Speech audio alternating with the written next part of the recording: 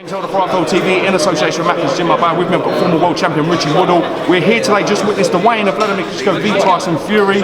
Quite an interesting spectacle in itself. What did you make of it, Rich? I think Klitschko looked like he'd seen it, done it all before. He was very, very relaxed. I think for once Tyson had his serious head on. I think he knows now that he's fighting for the heavyweight championship of the world. But I didn't think he looked too bad at all. Obviously, there's nothing in terms of the height and reach.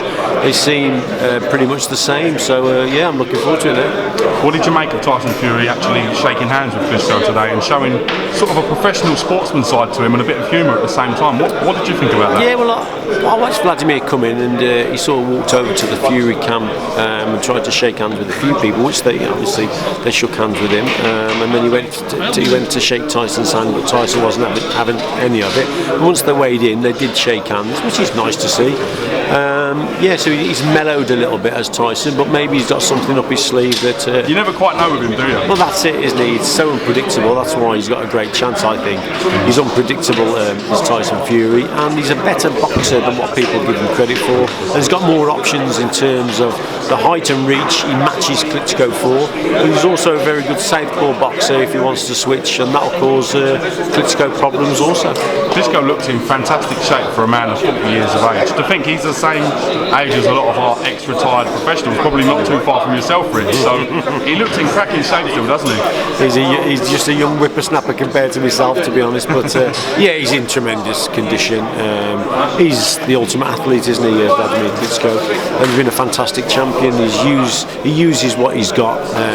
He's naturally bigger than his opponents in many cases. Not this time, but he uses his natural physical advantages very, very well indeed. And you've got to give him credit for that. He's also very mentally strong. He doesn't panic in any situation. He's a good champion.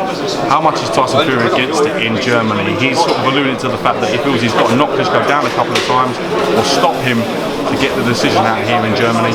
And having watched Abraham at the weekend being Murray, do you think that's a fair assessment? Yeah, I think so. I think Klitschko knows that, Tyson Fury knows that he's got to knock his opponent out to win the contest. I think that's a fair thing to say. Over here it's going to be very difficult to win on points, and I think that's what Tyson Fury is aiming to do. Probably take him into the later rounds and try and get a late stoppage. Do you think he can do it?